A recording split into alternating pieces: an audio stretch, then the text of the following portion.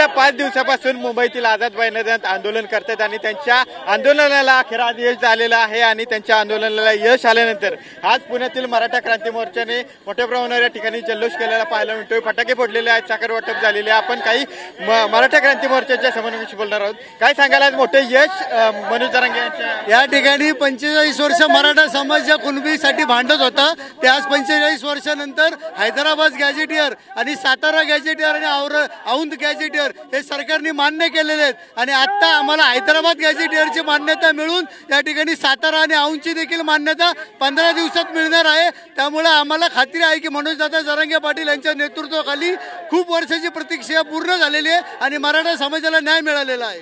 जवळपास सर्व मागण्या मनोज जरांगे यांच्या आज सरकारने सगळ्या मागण्या आज मनोज जरांगे यांच्या सरकारने मागणी करणार आहे। आज काय भावना आहेत? आज आमची भावना एकच आहे की आमच्या आनंदाचा विजय हा आमच्या हृदयापासून करतो आहे। हृदयाची धडधड वाढलेली आहे। गरजवंत हजारो लाखो मुलांचं भवितव्य आज मनोज दादांच्या मुळे आज आम्हाला यश मिळलेलं आहे आणि ते फक्त देणारा नेता हा सामान्य घरातला नेता आहे याचा आम्हाला आनंद वाटतो। कुठल्याही राजकीय नेत्यांमुळे हे यशस्वी झालं नाही तर सामान्य घरातल्या आमच्यासारख्या सामान्य कुटुंबातल्या माणसामुळे आज आम्हाला हा न्याय मिळाला आहे। जय भवानी, जय शिवाजी। सरकारला कसं क्रेडिट देणार का? सरकारला यश मिळो, सरकारला क्रेडिट मिळो अथवा न मिळो, परंतु आज गौरी गणपतीचा असून देखील आज जवळजवळ लाखोच्या संख्येने संपूर्ण महाराष्ट्रातील मराठी तमाम जनता जरांगे पाटलांसाठी मुंबई गाठलेली आहे।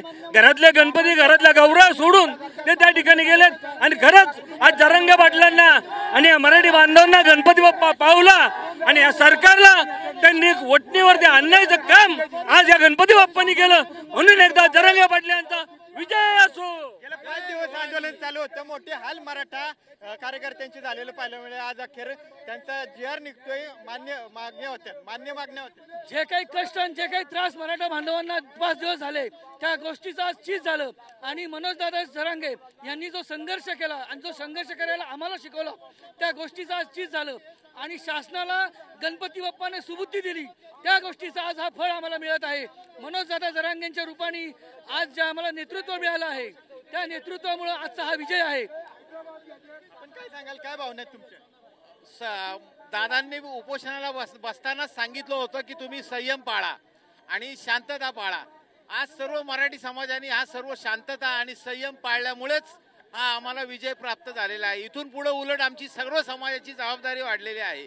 आम्हाला आज आरक्षण मिळालं असं आम्ही सर्वजण समजतो, पण आरक्षण मिळाल्यावर ते वापरायचं कसं, त्यात आमची पुढच्या पिढ्या कशा सुधारणार याच्याबद्दल सुद्धा आता आम्हाला प्रगल्भतेने माझ्यासारख्या किंवा आमच्या वयाच्या 50-60च्या दरम्यान वयाची जी मंडळी आहेत यांनी ह्याचाही विचार केला पाहिजे की आपल्या येणाऱ्या पिढ्यातल्या मुलांनी कसं काय त्याचा आरक्षणाचा वापर केला पाहिजे आणि आपला समाज कसा शिकला पाहिजे आणि हा महाराष्ट्र धर्म कसा टिकला पाहिजे। शिवाजी महाराजांनी आपल्याला ज्या प्रेरणा दिलेली आहे त्याप्रमाणे आपला महाराष्ट्र धर्म टिकला पाहिजे आणि एवढंच मला सांगावं असं वाटतं।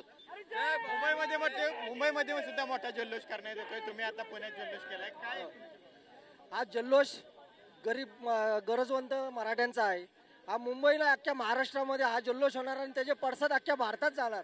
कारण आज जो 40 वर्ष जो लढा होता अण्णासाहेब पाटलांनी जो ज्या लढ्यासाठी आपला बलिदान दिलं त्या लढ्याला आज यश आलं तर तो त्या होईना 8 पैकी 6 मागण्या आज मान्य आल्या, त्याचा जीआर निघालाय। हे आमच्या गरजवंत मराठ्यांचं आणि मनोजदादांचं यश आहे आणि हा जीआर पुढं न्यायालयीन ह्याच्यामध्ये कुठं अडकू नये एवढीच आम्ही आज गणपती बाप्पाचरणी प्रार्थना करतो आणि आम्हाला सर्वांना आरक्षण मिळालं त्याबद्दल सर्व जनतेचं आणि पूर्ण महाराष्ट्राचे आम्ही आभार मानतो। तुम्ही सकाळपासून जरांगे यांच्या आंदोलनाला पाठिंबा म्हणून स्वारगेट चौकात लाक्षणिक उपोषण सुरू केलं, आज अखेर याला यश मिळतंय।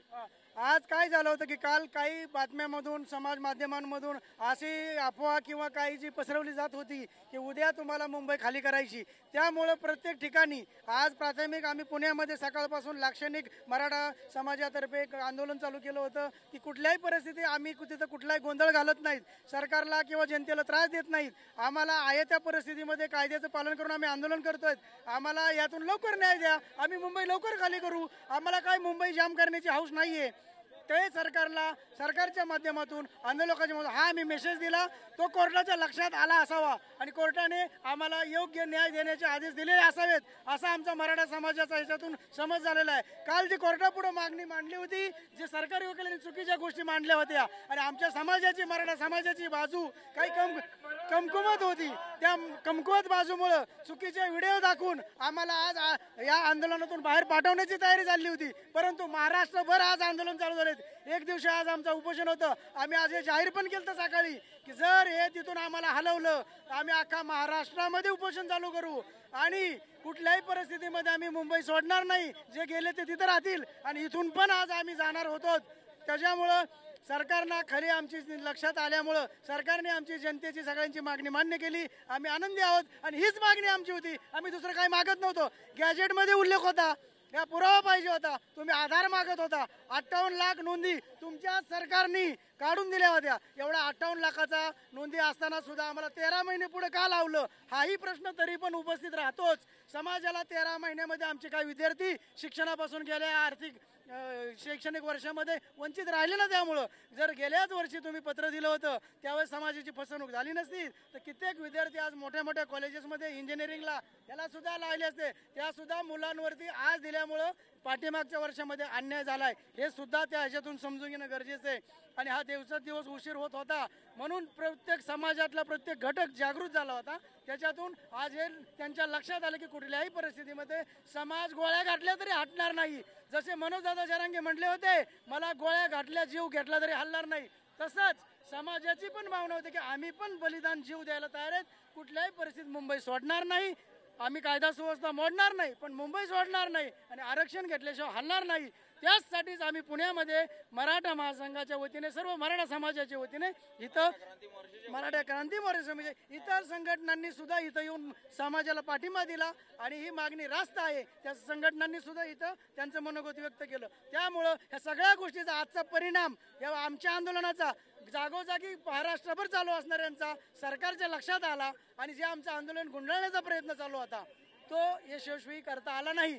त्यामुळं हे दिलेलं आरक्षण जे आहे ते आता परत फसवणूक नको. पाठीमागच्या सारखं पत्र दिलं आणि तो GR नव्हता तसं नाही. आता GR ची अंमलबजावणी नाही केली, समाज गप्प बसणार नाही. कुठलीही फसवणूक करू नये. दिलेल्या कालावधीमध्ये सगळ्या गोष्टी मान्य करतील आणि त्या अंमलात आणतील ही अपेक्षा व्यक्त करतो आणि सरकारने ती करावी ही कळकळीची समाजाच्या वतीने विनंती करतो. पण पाहतोय की सरकारने ज्या मनोज जरांगे यांच्या मागण्या होत्या त्या मान्य केल्यानंतर कशा प्रकारे या मराठा क्रांती मोर्चातून जल्लोष करण्यात येतोय. खरं तर सकाळपासून याच स्वारगेट चौकात साखळी उपोषण जे आहे ते या सर्व पूर्ण कार्यकर्त्यांकडून करण्यात येत होतं आणि आता सरकारने मागण्या ज्या आहेत त्या मान्य केल्यानंतर या ठिकाणी जल्लोष जो आहे तो या कार्यकर्त्यांनी केलेला पाहायला मिळतो. Camera person Nagesh Vinay Jagtap, TV9 Marathi, Pune.